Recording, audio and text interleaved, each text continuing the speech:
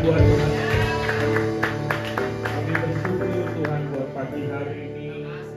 Kau tibakan hamba-Mu ke tempat ini dengan sehat, dengan tidak kekurangan suatu apapun. Perlindungan-Mu sempurna. Terima kasih juga untuk jemaat-Mu di Cilegon ini. Tuhan sungguh baik, Tuhan sangat baik atas kehidupan kami Tuhan. Dan kami percaya Tuhan bahwa Engkau yang telah memulai yang baik di antara kami, maka Engkau akan melanjutkannya sampai hari Yesus Kristus. Terima kasih Tuhan. Terima kasih Tuhan. Dalam nama Yesus. Semua yang percaya sama-sama katakan amin. Haleluya. Silakan duduk Bapak Ibu. Shalom semuanya. Senang bertemu kembali ya di ibadah pertama di Cilegon ini. Saya mohon maaf tadi terlambat karena Bapak Gembala lagi di Australia. Tadinya saya mau langsung sudah dari rumah, tapi Pak Endri, koordinator ibadah raya, lagi di luar kota. Jadi ya, saya kan pemain cadangan ya. Jadi saya harus menggantikan beliau ya. Jadi saya telah ke sini, saya harus ngurus dulu yang ada di pusat. Ya. Pemain cadangan lah istilahnya, bahasa yang kerennya. Saudara, nah hari ini kita akan membagikan tentang sumber dari hikmat, source of wisdom. Bagaimana kita di tahun ini kita menjadi bangkit dan menjadi terang, itu adalah dengan kita mempunyai hikmat tentunya ya. Nah saudara, saya tahu bahwa di hari-hari ini banyak masalah, betul nggak? Wah, kita bersyukur saudara, pemilu sudah lewat ya. Tapi kita juga percaya bahwa ke depan kita nggak ngerti ya, apa yang akan terjadi atas bangsa ini. Dan firman Tuhan berkata di dalam Yesaya 60 ya, bahwa keadaan dunia itu akan menjadi lebih gelap. Tapi saudara, karena kegelapan itulah maka saudara harus menjadi terang. Amin saudara. Saudara harus menjadi bangkit, terang dan bangkit. Amin. Nah, bagaimana supaya menjadi terang dan bangkit itu saudara harus punya hikmat. Amin. Ya. Hikmat itu apa? Ini nggak bisa ya? Atau gimana Pak? Di sini Pak, di belakang. Oh nggak bisa. Ya, slide-nya tolong. Sorry Pak ya, mohon maaf. Ya, kita harus punya hikmat. Ya, slide-nya tolong. Nah, kenapa kita membutuhkan hikmat? Karena hikmat itu adalah bagaimana kita mengatasi setiap masalah dengan menggunakan firman. Kita harus mengerti bahwa Tuhan itu adalah sumber hikmat. Dan apa yang ada di dunia ini hanya bisa diselesaikan dengan Tuhan. Saya pernah, saudara ya, dulu ketika awal saya punya mobil Toyota Kijang kapsul. Nah, saudara, suatu saat Toyota ini sering sekali bermasalah karena akinya itu selalu drop. Jadi tiba-tiba drop gitu ya. Jadi padahal akinya baru diganti. Lalu saya bawa ke bengkel karena saya berpikir murah, betul nggak? Saya bawa ke bengkel ini. Orang bengkel yang satu ngomong ini dinamo starternya Pak harus diganti. Harganya berapa? 3 juta. Waduh, saya nggak punya duit. Yang satu lagi ngomong, wah ini kayaknya Bapak ini harus turun mesin. Saya dulu awam sekali gitu ya. Tapi saudara, itu akinya itu sering ngedrop. Jadi Anda bayangin, saya sudah ganti aki, tiba-tiba akinya habis, gak ngisi gitu ya, gak ngisi. Nah, saya dalam kebodohan zaman dulu, saudara, belum ada internet. Kalau sekarang sih, maksudnya internet gak YouTube. Kalau sekarang kan ada masalah mobil, kita bisa cek dulu, betul nggak? Nah, lalu saudara, dalam keadaan frustasi itu, tiba-tiba istri saya berkata begini, "Pi, papi ini kenapa sih cari bengkel-bengkel begitu? Ini kan mobil-mobil Toyota. Daripada pusing-pusing balikin ke Toyota, papi ke bengkel Toyota." Lalu saya bilang benar juga, tapi takutnya lebih baik mahal tapi jelas. Akhirnya saudara, Saya cepet-cepet bawa karena itu akinya udah mulai ngedrop lagi. Padahal saya udah ganti aki 3 kali sudah. Sampai saya mencurigai pedagang aki, kamu kayak jualan aki palsu ya. Saya sampai mau berantem saudara. Betul nggak? Akhirnya saya dimasukin saudara ke bengkel. Oh siapa? Lalu saudara pas dimasukin dicek dia pakai komputer saudara. Langsung ketahuan. Oh ini yang rusak pengisiannya. Namanya itu keot. Tahu yang keot nggak ngerti ya? Biayanya berapa? 750.000. Coba bayangkan saudara, saya udah stres, ada yang ngomong 5 juta, turun mesin, segala macem. 750.000 saudara, saya bilang. Dan semenjak saat itu saudara, mobil saya nggak pernah rusak. Beri maksud saya begini saudara, apapun masalah kita ini kan berasal dari sorga, betul nggak? Firman Tuhan berkata apa saudara? Kamu bukan berasal dari dunia ini, betul nggak? Saudara ini berasal dari mana saudara? Dari sorga yang Tuhan tempatkan di dunia ini, betul nggak? Artinya kalau saudara punya masalah, cari kerajaan sorga terlebih dahulu. Makanya Yesus berkata, Matius 6 ayat 33 dikatakan, carilah dahulu kerajaan Allah dan kebenarannya, maka semuanya itu akan ditambahkan. Artinya ini saudara, dengan hikmat yang dari sorga, saudara itu bisa menyelesaikan apapun masalah yang ada di dunia ini. Karena apa? Sorga itu di atas, dunia ini di bawah. Kalau kita melihat perkara di atas, maka yang di bawah ini jadi kelihatan kecil. Betul nggak?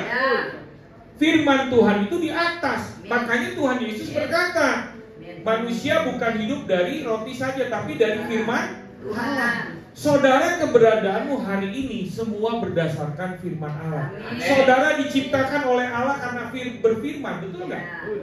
Ketika dunia ini diciptakan, jadilah terang, maka terang itu jadi. Itu semua berdasarkan dari firman. Betul nggak? Karena itu saudara, sumber hikmat bagaimana saudara bisa mengatasi setiap masalah adalah dengan firman. Ada 4 cara saudara orang hidup di dunia ini. Ini tadi sudah ya? Oh belum ya? Belum. Gak apa-apa, saya agak telat karena agak rusak tadi ya. Catat dulu saudara ya. Jadi hikmat itu adalah kemampuan kita menggunakan firman yang kita mengerti untuk menyelesaikan. Jadi balik lagi saudara, ada apa-apa cari dulu Tuhan. Amin. Ya. Jangan cari bengkel sebelah. Maksud saya begitu. Kita saudara bengkelnya kerajaan sorga. Amin. Yang murah, yang lebih murah. Ada 4 cara saudara untuk hidup di dunia ini.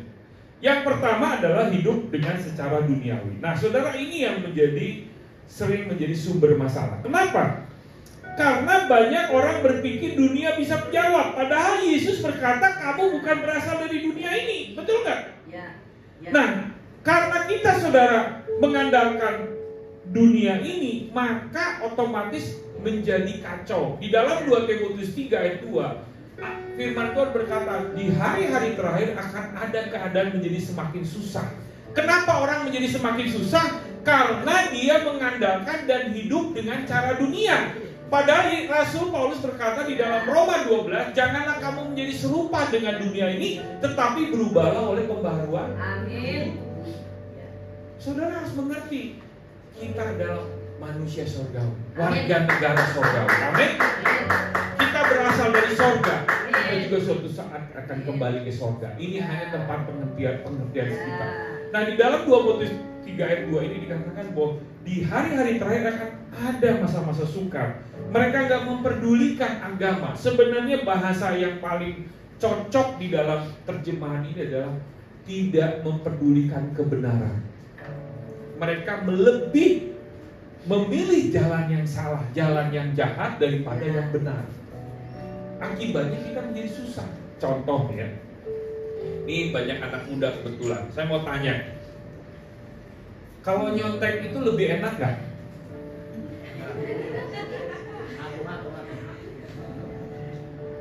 Halo, anak-anakku gimana? Lebih mudah nggak? Lebih enak nggak? Ini yang kuliah. Kalau bikin skripsi nyontek lebih enak nggak? Cuman ganti judul doang. Ya, lebih enak. Tapi saya kasih tahu saudara, sesuatu yang mudah itu tidak membuat sesuatunya itu lebih langgeng atau lebih tetap ada. Ketika saudara terbiasa melakukan jalur mie instan, maka saudara nggak akan bisa, saudara, ada suatu hal yang susah, saudara ingin cepat selesai, cepat instan, padahal Tuhan nggak mau. Untuk mengambil jalan yang benar, itu memang harus ada harga yang dibayar. Mungkin lebih lama. Nah, begitulah ketika kita ikut Tuhan. Kalau kita ikut secara dunia, mungkin itu lebih instan, tapi itu tidak membawa kepada kekekalan, tetapi kepada kebinasaan. Makanya saudara, saya ketika Tuhan Yesus berkata begini, pilihlah jalan yang sempit, yang sesat, jangan jalan yang lebar. Ikut Yesus itu saudara nggak mudah, karena saudara harus berdesak-desakan. Ikut dunia itu jalannya lebar, tetapi menuju kebinasaan. Amin saudara. Nah, ini orang yang hidup secara duniawi, tapi ada juga orang yang hidup secara manusiawi.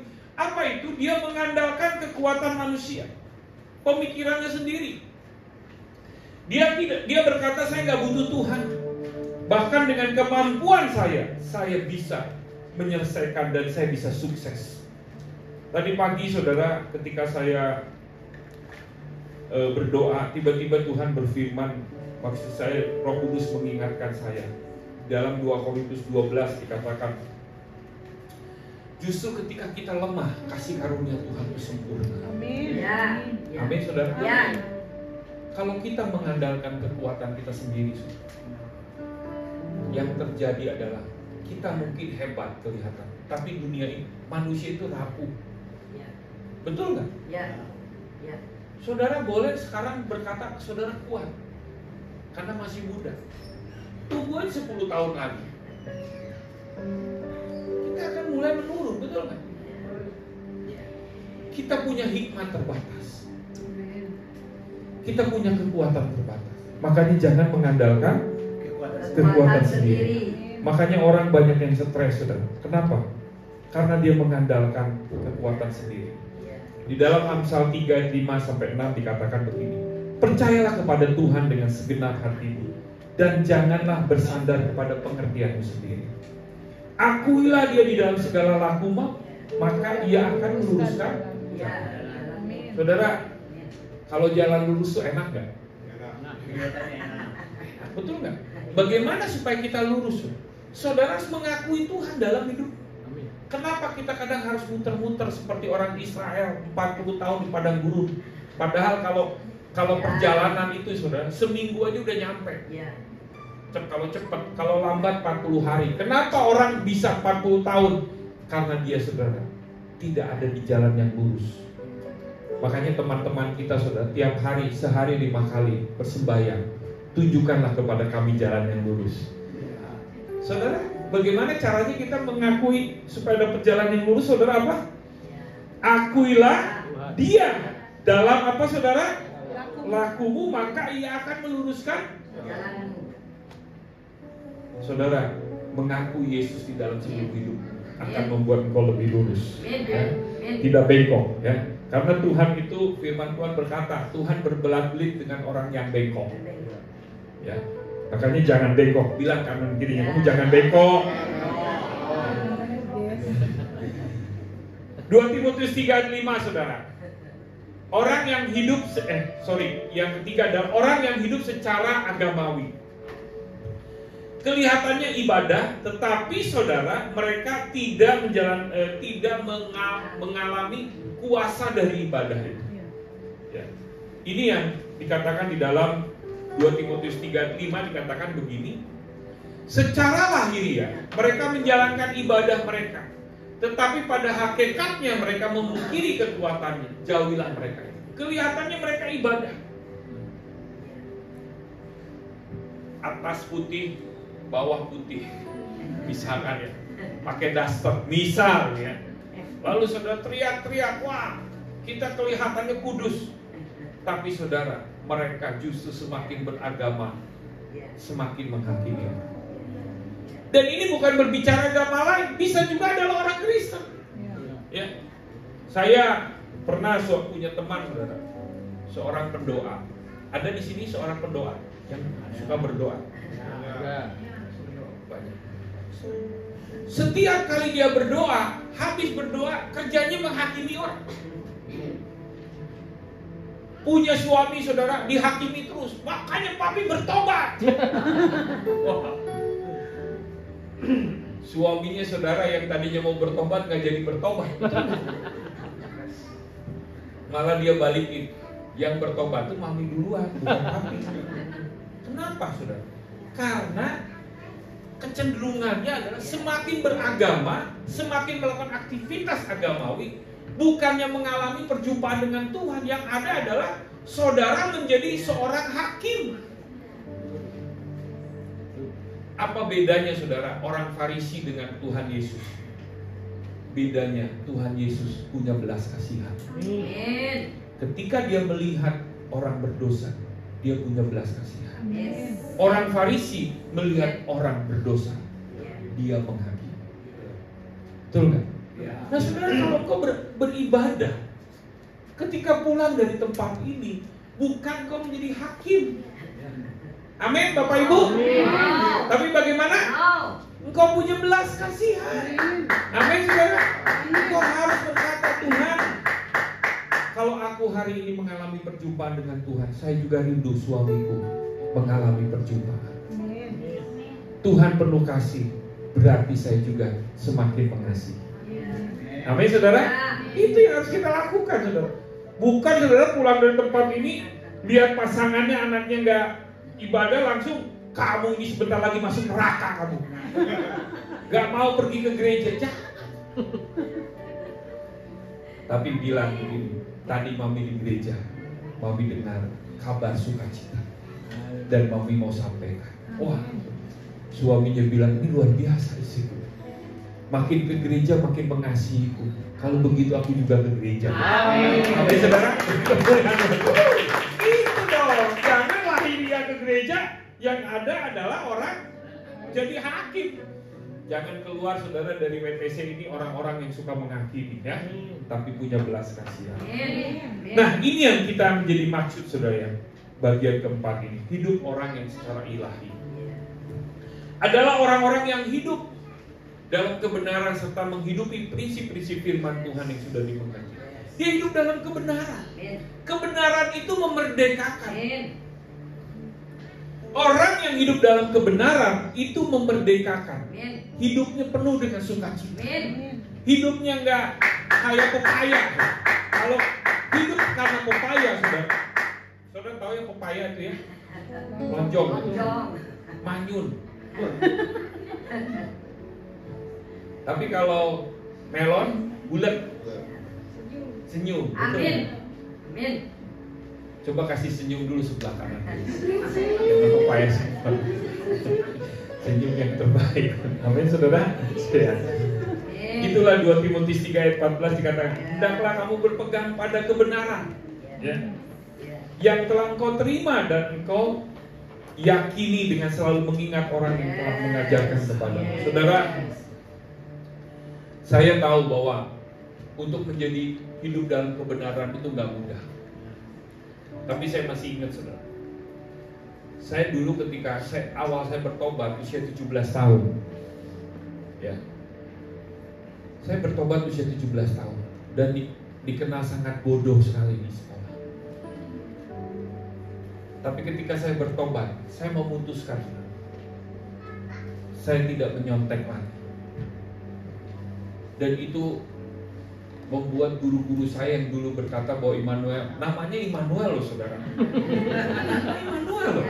Sampai ada guru Kristen berkata, Immanuel, kamu tuh namanya keberatan. Lalu saudara, saya memutuskan ketika saya terima Yesus, ya, apa yang saya lakukan? Ini yang anak-anak muda denger, ya.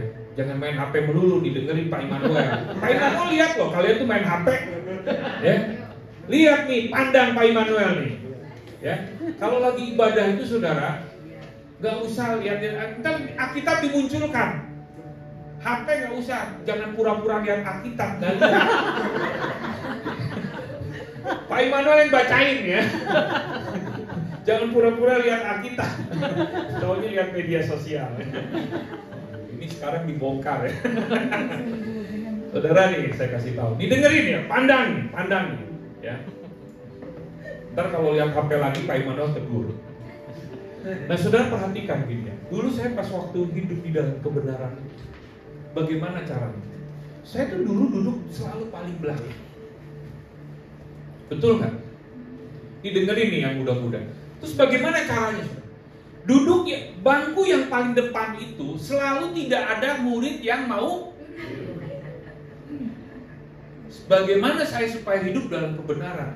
Saya duduk sendirian di depan. Guru sampai bengong, lu ngapain di sini? Saya pengen belajar, Pak. Karena saya duduk di depan, otomatis saudara. Dulu ya, saya kalau lagi sekolah, zaman dulu kan belum ada HP ya. Usia 17 dulu zamannya baca komik gitu ya, Kopingo. Jadi saya guru ngelasih, saya baca Kopingo di belakang gitu. Karena saya duduk di depan, otomatis saudara guru itu lihat saya dan saya otomatis belajar, betul nggak? Dan kalau ujian duduk di depan, nggak ada yang ganggu, saudara bisa konsentrasi. Nggak ada, soal nomor dulu, kasih dong, nggak ada. Betul nggak? Karena duduk di depan. Orang yang hidup dalam kebenaran itu merdeka. Yes. Kalau saudara duduk di depan, saudara dengar firman Tuhan, saudara nggak merasa tertuduh. Betul nggak? Amin, adik-adikku, anak-anakku. Ya, kalau kau saudara dengar firman Tuhan, kau dimerdekakan. Ya, jangan pura-pura lihat Alkitab padahal nggak lihat. Oke, kita lanjutkan ya. Lihat Pak Immanuel aja lebih ganteng. Bagaimana saudara kita supaya punya wisdom ini? Yes. Ini yang harus kita belajar. Tadi kita sudah belajar bahwa firman Tuhan itu adalah menjadi sumber hikmat. Saudara harus hidup takut akan Tuhan. Amsal 9 ayat 10 dikatakan permulaan hikmat adalah takut akan Tuhan. Apa itu takut akan Tuhan? Saudara, saya melihat generasi sekarang ini gak takut dengan zaman dulu nih ya, denger ya adik-adikku, anak-anakku. Kita tuh takut dengan guru, karena guru itu kesannya itu seperti Tuhan. Tapi sekarang ini saya melihat anak-anak sekarang ini gak takut dengan gurunya. Teman. Malah dianggap teman. Ya. Sebenarnya ada bagusnya, ada salahnya juga. Saya zaman dulu ya, kalau dengan pendeta itu takut loh. Karena dulu saya di HKBP. Ada Abang Padita. Wah, semua langsung diem gitu. Karena dulu pendeta tuh galak loh. Kamu, anak siapa kamu? Wah, saya laporin kamu ke bapak kamu. Wah, dilaporin bapaknya langsung besoknya langsung disambet. Itu saudara anak-anaknya kalau ada laporan dari guru sekolah minggu atau pendeta. Kalau sekarang saudara, puji Tuhan lebih baik sih ya. Takut juga ya Mas Sabar ya. Yang ada pendeta takut sama jemaat ya. Tapi saudara saya hidup, saudara takut akan Tuhan. Amin. Ya. Saya tadi lagu, ingat saudara lagu. Tahu nggak lagunya Pak Widyo? Izinkanlah Tuhan. Izinkanlah Tuhan setiap hari. Kita sesuaikan dulu kuncinya. Kasihan pemusiknya. Ini udah hebat.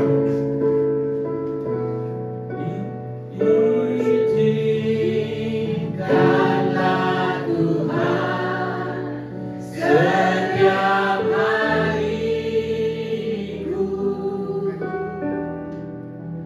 masuk hadiratmu bersekutu denganmu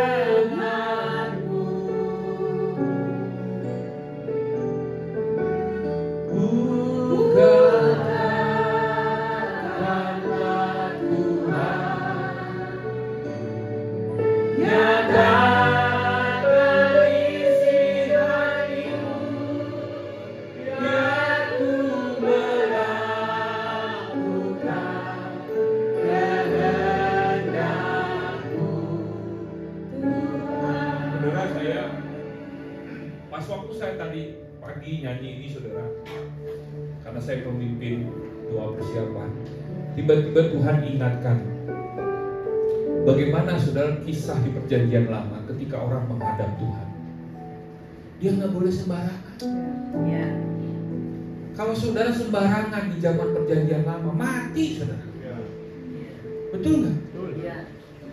Tiba-tiba Tuhan ingetin, saudara ya, nggak boleh sembarangan orang ketemu dengan Presiden Jokowi. Ya. Makanya saudara, ketika gembala kita menciptakan lagu ini, dia berkata, Tuhan izinkan saya. Karena memang saudara benar. Saudara, kalau saudara tidak bisa masuk hadirat Tuhan, Tuhan tidak mengizinkan, saudara nggak ngerti apa yang harus saudara lakukan. Makanya saudara, tadi ketika saya berdoa, Tuhan izinkan saya melayani Tuhan. Izinkan saya khotbah hari ini di Cilegon. Yes. Karena kalau Tuhan gak izinin, tiba-tiba saudara bisa aja sudah ada keadaan mogok, betul nggak? Loh, itu bisa. Karena mungkin saya nggak layak berdiri di depan saudara. Makanya saudara, tadi ketika saya sampaikan kepada pekerja-pekerja, saudara takutlah akan Tuhan. Saudara, khususnya pelayanan mimbar, takut akan Tuhan. Bukan hanya pelayan mimbar, saudara juga. Amin. Kalau engkau takut akan Tuhan, maka Tuhan kasih hikmat. Jangan takut dengan manusia, karena manusia itu terbatas. Kalau saudara takut dengan istri, apalagi takut sama istri. Ada suami takut sama istri. Ada Pak. Di sini sih nggak ada. Keren aku. Ada sedikit. Kenapa takut dengan istri? Karena dia tidak hidup dalam kebenaran. Kalau dia takut akan Tuhan, istrinya juga melihat suaminya berwibawa. Amin saudara? Amin. Karena justru kalau kau takut akan Tuhan, maka saudara ada wisdom, ada hikmat. Amin saudara? Di kemuliaan Tuhan. Lanjutkan. Charles Inggris berkata, takut akan Tuhan adalah yang pertama dan yang terbesar. Ya, dan yang dari seluruh hal yang ada di dunia ini dia ciptakan, sesuatu yang rasional. Ya. Ayub 28 ayat 28 berkata, sesungguhnya takut akan Tuhan itu hikmat, dan menjauhi kejahatan itu adalah akal budi. Yes. Orang saudara yang sengaja melakukan kejahatan, dia menjadi orang yang paling bodoh. Saudara pernah nggak lihat ada maling ketahuan, betul nggak? Kita tuh kadang bingung ya, kenapa dia bisa maling? Karena dia bodoh. Kadang saya suka heran, ada orang maling di mana, di mall, super mall, di mall gitu ya. CCTV kan ada di mana-mana, betul nggak? Lalu ada alat sensor. Ini yang saya katakan, orang ketika mendekati kejahatan itu menjadi bodoh. Tapi orang yang menjauhi kejahatan, dia akan mempunyai akal budi. Kalau saudara nih bekerja nih, anak-anak muda dengar, kalau kau menjauhi kejahatan, kau nggak nyontek, kau hidup jujur, maka kau punya akal budi. Jauhi kejahatan, jauhi bahwa itu sesuatu yang jahat di hadapan. Dengar anak-anak muda, jauhi pornografi. Orang yang bukan anak cowok aja nih, suami-suami juga. Ketika engkau bergumul di dalam pornografi, maka engkau jadi orang paling bodoh. Kau paling bodoh. Karena itu sudah memberikan, firman Tuhan berkata, orang yang berzina itu gak punya akal budi. Jadi saudara, hiduplah dengan menjauhi kejahatan, supaya kita punya akal budi. Amin. Saudara mau hidup menjauhi kejahatan? Haleluya. Lanjutkan ya. Yang berikutnya adalah mau belajar, mencari dan menyimpan kebenaran firman dalam hati kita. Saudara, kalau engkau ada tahu kebenaran, itu harus dicari, harus belajar. Jangan hanya sekedar tahu. Saya tahunya dari Pak Sabar begini, jangan. Tapi saudara sudah belajar mencari. Karena begini saudara, Di dunia ini begitu banyak hal yang abu-abu, betul nggak? Ada seorang anak muda berkata, "Pak, mana ayat firman Tuhan dilarang merokok?" Saya bilang dilarang, iya memang nggak ada dilarang merokok tuh, hanya ada di pom bensin, betul nggak? Di Alkitab nggak ada, ya, nggak ada. Suatu saat saudara, anak saya dulu pas waktu usia 18 ya, dia ngomong, "Pi, ini saya kan udah 18 tahun, berarti kalau minum bir boleh dong?" Kan dia ada unsur-unsur dunia juga, karena dia suka nonton film Korea. Jadi boleh tuh Pi minum apa? Soju ya. Wah, anak muda sekarang lebih pinter nih dari pendeta, saya bilang. Lalu saya jelaskan, bukan masalahnya boleh atau tidak boleh, tapi itu benarnya di hadapan Tuhan. Kamu adalah bait Allah. Kalau kamu misalkan minum itu, apa kata orang yang tidak mengenal Tuhan? Kamu menjadi batu sandungan. Akhirnya dia mengerti, benar juga ya, saya kan anak Tuhan, bukan anak hantu. Betul nggak? Ini dengan anak-anakku bukan masalah boleh atau tidak boleh, tapi masalahnya apakah engkau memiliki kebenaran di dalam hidup. Kalau orang benar, dia akan merdeka. Dia berpikir begini, buat apa saya minum ini? Lebih baik saya minum Aqua, minum ini bayar mahal, betul nggak? Ya. Lebih baik saya minum air putih. Orang nih bapak-bapak, misalkan ada yang merokok, berpikir, merokok nggak ada tuh di Alkitab. Dilarang merokok, adanya di pom bensin, ya boleh dong saya merokok. Bukan masalah boleh atau tidak boleh. Tapi ketika kau merokok, sebenarnya kau sedang membakar berkat Tuhan, membuang berkat Tuhan. Betul nggak? Betul. Coba, mau nggak duit kita 10.000 dibakar? Gimana ibu-ibu kalau rokok berapa sih satu bungkus sekarang? Mahal. 20.000? Oh, 30 tahu ya? Ketahuan. 36.000. Mau nggak 36.000 kita bakar? Enggak. Saya mau tanya nih, anggaplah gaji kita misalkan berapa? UMR Cilegon berapa sih Pak Sabar? 5 juta ya? 4 juta, betul nggak? Kalau rokok saudara misalkan 1 juta, mau nggak gaji saudara dipotong 1 juta? Nggak mau, betul nggak? Makanya saudara, hiduplah dalam kebenaran. Kalau kau hidup dalam kebenaran, maka saudara akan Yes. Amin saudara? Yes. Ini yang Tuhan mau. Belajar mencari dan menyimpan kebenaran firman. Jangan saudara kebenaran itu saudara abaikan. Karena dengan hidup dalam kebenaran, maka saudara dimerdekakan. Amin. Amin. Kita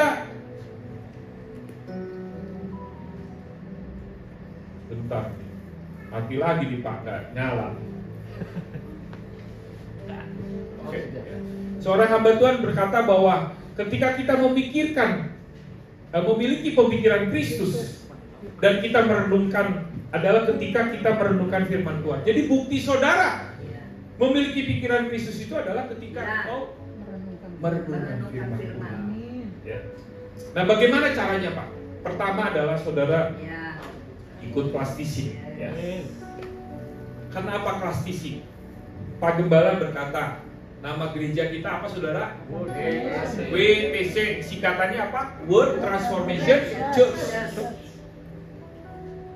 Kalau nggak ada kata transformation, berarti saudara bukan ibadah di WTC katanya, tapi di WC. Jadi penting saudara kita berubah, karena orang berubah itu saudara, itu efeknya itu luar biasa. Ini dengar ya, bapak-bapak, kalau kau berubah jadi imam di dalam keluarga, ajak anak istrimu berdoa. Ya. Kemarin saudara saya ke Bandung, pas ke Bandung itu Saya ngomong ke istri saya, nih, saya lihat iklan gitu ya, ada seorang artis namanya Denny Sumargo, ya, istrinya ini hamil gitu.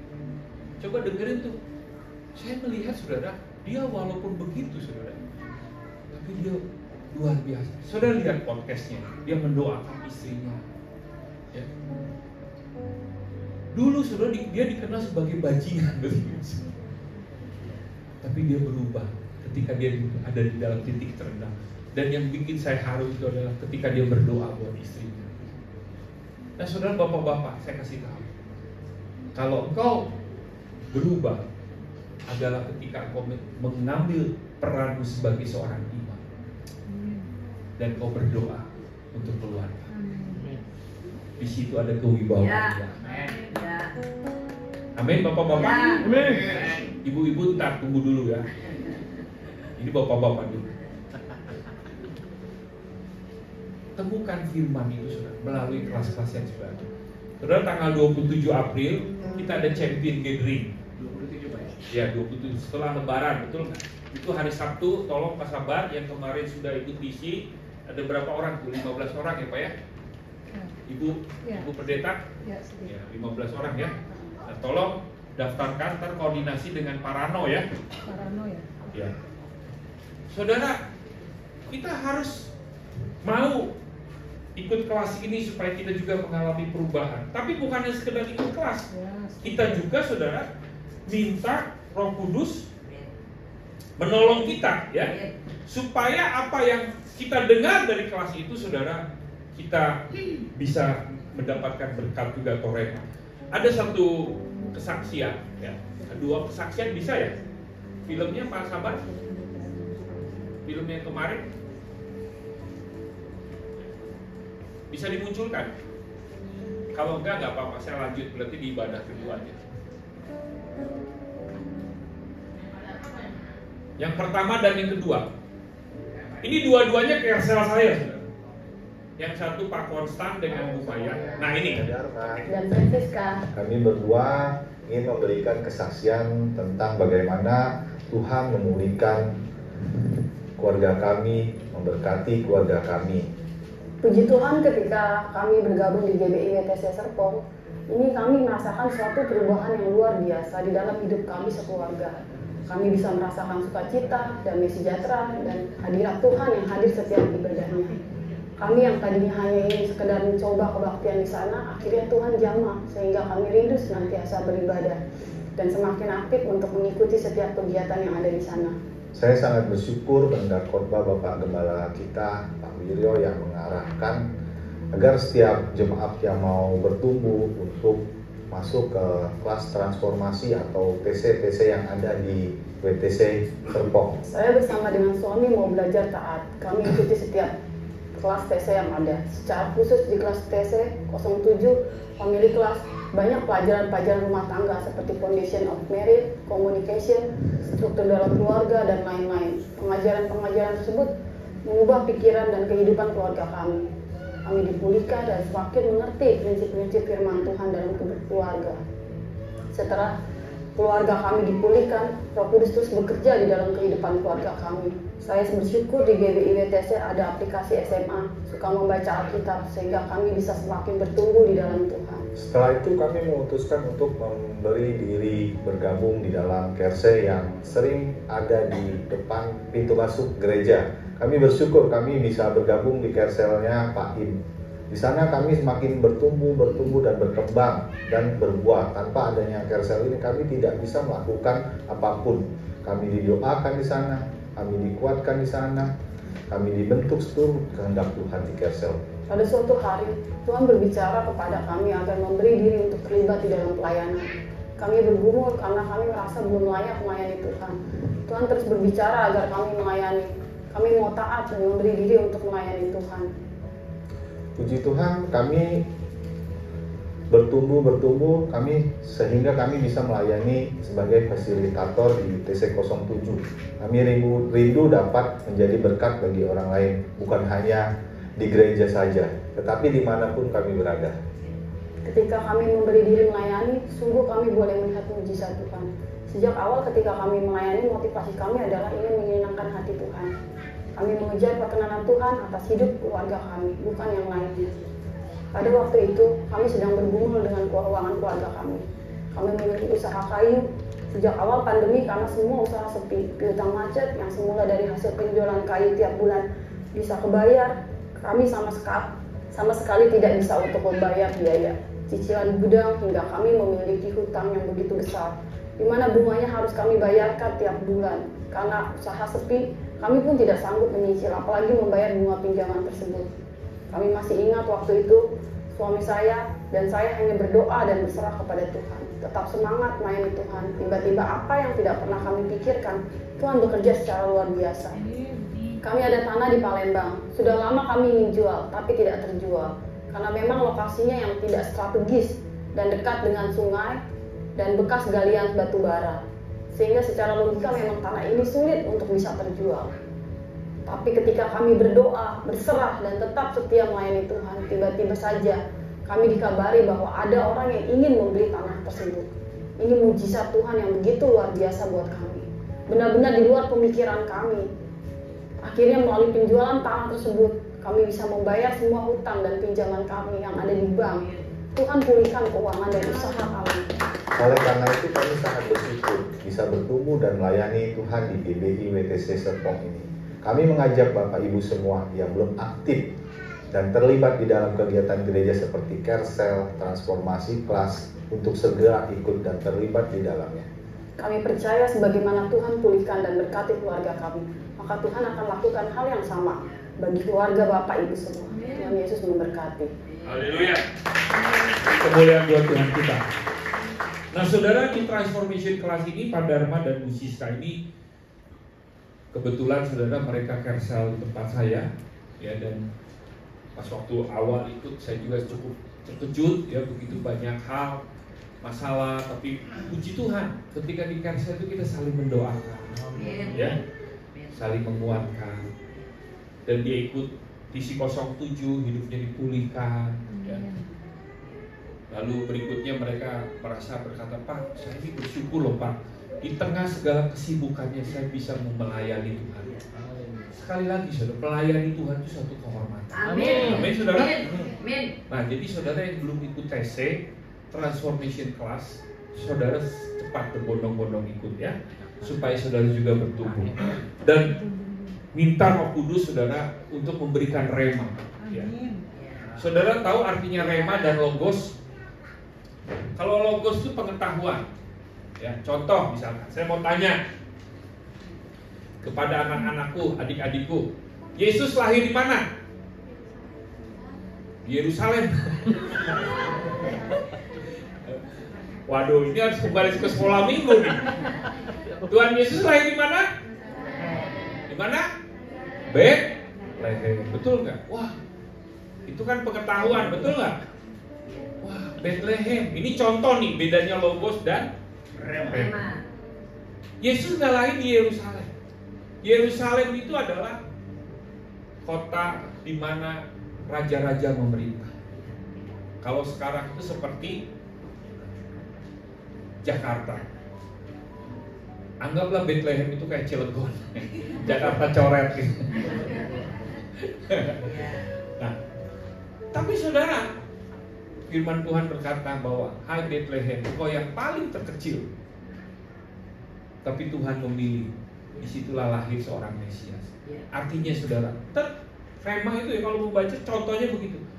Oh ternyata kadang walaupun kita kecil di hadapan manusia, tapi Tuhan bisa memilih. Kalau kita mau dipakai oleh Tuhan. Amin saudara. Itu contoh salah satunya rema. Selain logos, memang Bethlehem itu apa ya? Kita kan punya pengetahuan, oh Bethlehem itu adalah kota kecil. Tapi di Bethlehem itulah lahir Juru Selamat dunia, Mesias, Yesus Kristus. Amin saudara. Ini contoh firman Tuhan. Entar saudara, kalau saudara sering membaca Alkitab, entar Roh Kudus itu akan tuntun kita. Bisa jadi hanya satu kata, tapi justru satu kata itu yang membuat kita ini mengerti apa maunya Tuhan, kehendak Tuhan dalam hidup kita. Lalu berikutnya saudara, kau harus masuk Kersel. Tadi Pak Dharma dan Bu Siska sudah jelaskan bahwa di Kersel itu kita bisa ada teman-teman yang menguatkan kita, mendoakan kita, ya. Dan ada ketua-ketua Kersel yang siap melayani. Siapa di sini yang menjadi ketua Kersel? Angkat tangan. Wow. Nah, saya kasih tahu saudara ya. Ketua Kersel itu adalah orang yang diurapi Tuhan. Amin. Saudara, mereka adalah orang-orang yang Tuhan pilih. Saudara, jangan menjelekkan mereka. Mereka ini orang yang diurapi Tuhan. Firman Tuhan berkata, jangan usik orang yang diurapiku, kata Tuhan. Betul nggak? Saya kemarin saudara, karena saya ketua distrik, saya mengunjungi satu Kersel. Kersel ini berantem terus. Satu rayon, saya kumpulkan mereka. Kenapa? Saya dengar masalahnya. Ternyata saudara, yang di bawahnya itu suka sekali menjelekkan ketua Kersel. Saya bilang, kamu jangan sekali-sekali melakukan hal itu. Ketua Kersel itu adalah orang yang diurapi oleh Tuhan. Saudara harus menghargai orang-orang yang Tuhan taruh di atas kita. Mereka adalah orang yang berjaga-jaga. Saudara, mereka ketua Kersel ini gak dibayar, gak digaji. Mereka melakukannya dengan sukacita. Amin. Kalau hari ini saudara, kau punya ketua Kersel, berkati dia, doakan. Amin saudara. Karena saudara, ketika mereka sudah didoakan, mereka akan sukacita memimpin. Ya, gimana Ibu Pendeta? Lapo kayaknya tutup ya, Pak? Oh, bukan. Rame, Pak, rame. Berarti kita bisa makan lapo dong. Siap. Setelah ini ya Pak Yuda ya. Makan siangnya kita ganti lapo ya. Komunitas Kristen adalah tempat di mana kita, saudara, api pengharapan itu selalu berkobar-kobar ya? Di antara kita, dan secara signifikan atau secara serius kita bisa bertumbuh dan menjadi lebih kuat kalau kita bergabung di dalam satu komunitas. Itu seorang hamba Tuhan ya. Ini kalau menerjemahkan saya kurang bagus ya nggak apa-apa ya. Kira-kira begitulah. Ya. Ada yang lebih tahu bahasa Inggris ya maklumilah, karena Pak Immanuel ini dari Bandung ya, bukan dari Inggris. Kira-kira seperti itu. Ini juga kan dari Pak Gembala, bukan dari saya. Kalau kita mendapatkan firman, maka kita akan mendapatkan kehidupan dan kesembuhan. Ini Amsal 4 ayat 22. Ya. Saudara akan menjadi sembuh. Bilu-bilu Yesus menyembuhkan. Ya. Saya masih ingat saudara ketika mami saya dulu kena stroke. Ya. Saya berdoa, saya hanya berkata, bilu-bilu Yesus sembuh, dia bisa kembali jalan. Ya. Makanya saudara, kalau ada orang sakit di keluargamu, itulah saatnya kau melakukan firman Tuhan.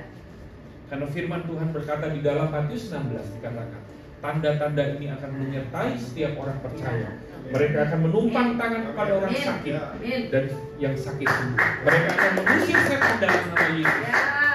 Amin saudara? Yes. Mereka akan menginjak ular dan kalajengking. Dan jika mereka meminum racun, mereka tidak binasa. Amin saudara? Nah saudara, ada masalah, itu saatnya kita berdoa. Justru Tuhan kenapa mengizinkan ada masalah dalam hidupmu? Supaya engkau mengalami mujizat. Amin. Jangan ada masalah malah sedih. Kalau engkau mengalami masalah, ini saatnya mengalami mujizat. Amin saudara. Kalau lagi kurang duit, kau berkata, ini saatnya saya mengalami mujizat. Karena begini saudara ya, di dalam pelayanan itu, bahkan dengan Tuhan Yesus saja ada mengalami kekurangan. Saudara ingat gak mujizat 5 roti dan 2 ikan? Udah ada Tuhan Yesus loh. Betul gak? Betul. Tapi tetap kekurangan. Jadi gak heran kalau di pelayanan itu ada kurang. Justru ketika kurang itu Tuhan mau buat mujizat. Itu dong. Jadi kalau saudara nih ya, ada panitia apa nih? Misalkan panitia retret di gereja ini ya. Kurang Pak, puji Tuhan. Berarti sebentar lagi ngalamin. Itu aja saudara. Saudara jangan berpikir ya Pak Wilio senior pastor kita itu saudara ya, semuanya berkelimpahan. Nggak ada saudara. Bahkan kita aja, saya sebagai ini aja suka deg-degan. Ini gimana nih Pak Gembala, ini gimana kalau kurang? Saya pernah nanya Pak Widodo, Pak Widodo, kalau mengandalkan kekuatan manusia saya stres, tapi karena Tuhan yang nyuruh. Amin. Mujizat. Amin. Amin saudara. Amin. Kalau Tuhan yang suruh, mujizat terjadi. Amin. Bergaulah dengan orang yang memiliki hikmat Allah, Yes. akan membuat kita menjadi orang yang berhikmat. Jangan saudara bergaul dengan orang bodoh. Yeah. Orang bodoh saudara membuat kita menjadi lebih bodoh. Ya.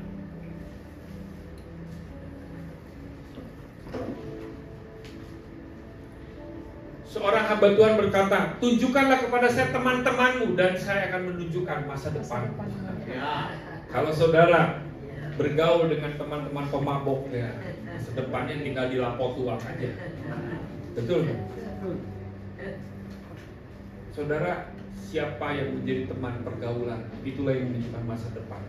Orang yang bergaul saudara dengan seorang pemabok ya seperti itu, depan penjudi. Ya. Siapa bergaul dengan orang bijak menjadi bijak, tetapi siapa berteman dengan orang bebal menjadi malang hidupnya. Saudara akan hidup susah. Lalu berikutnya apa yang dilakukan supaya kita bertumbuh dan berubah? Saudara membaca buku rohani yang ditulis oleh hamba Tuhan yang berjalan mentaati Tuhan. Saudara, Pak Gembala banyak sekali buku-bukunya. Mungkin sudah ada 20 buku. Pak Wiryo Hadi, saudara bisa membaca. Saya selalu membaca buku beliau.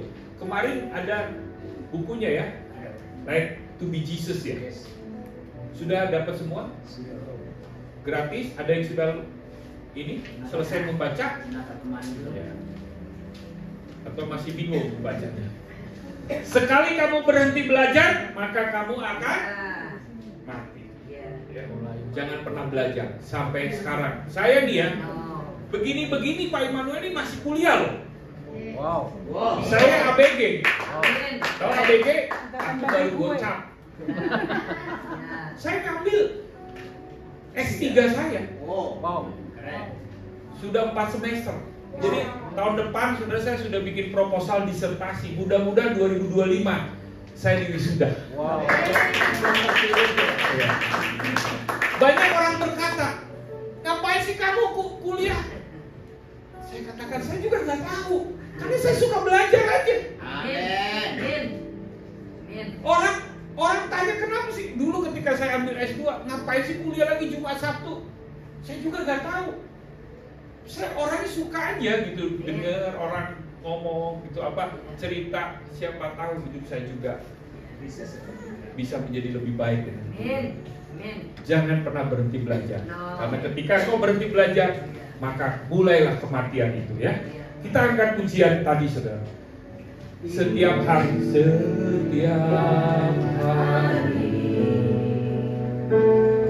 dibarui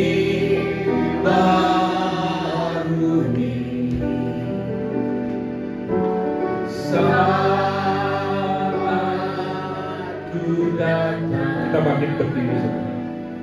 Dalam hadirat Tuhan ku disegarkan dan dipulihkan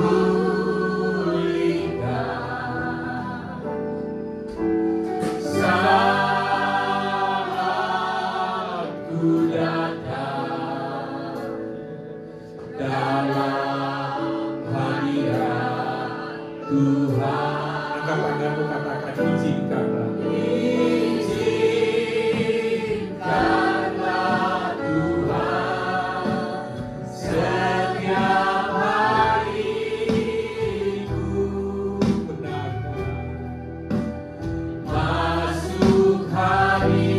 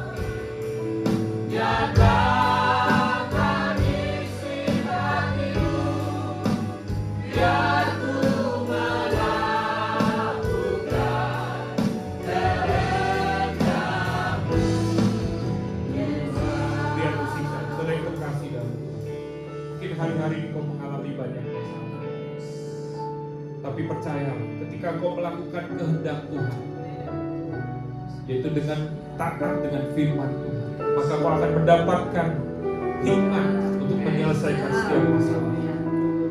Sesungguhnya masalah kita adalah Tuhan izinkan supaya ada mujizat dalam hidup.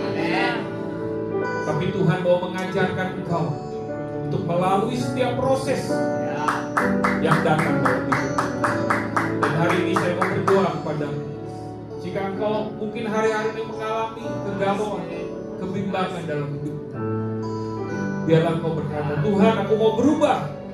Aku mau Tuhan merenungkan firman-Mu. Aku mau Tuhan ikut dalam carousel, dalam transformation class. Kau yang rindu hidupku mengalami perubahan dan mujizat, angkat tanganmu tinggi-tinggi di hadapan Tuhan. Tuhan, kau lihat setiap tangan-tangan yang terangkat, yang hari ini jamah hidup mereka. Biarlah Tuhan, apapun yang menjadi masalah mereka di hari-hari ini, kau hadir memberikan hikmat, pertolongan yang ajaib Tuhan. Berikan kepada mereka kehausan akan kebenaran-Mu Tuhan. Mereka mau dibentuk oleh-Mu. Mereka mengalami perubahan ketika mereka ikut visi, mereka ikut carousel Tuhan. Jamah hidup mereka. Kau tahu Tuhan masalah mereka, keterbatasan mereka, tapi Roh-Mu Tuhan tidak terbatas menjamah hidup mereka. Aku memberkati mereka di dalam nama Yesus. Sertai mereka Tuhan. Tolong mereka di dalam nama Yesus. Berkati mereka Tuhan. Terima kasih Roh Kudus. Haleluya. Katakan izinkanlah Tuhan.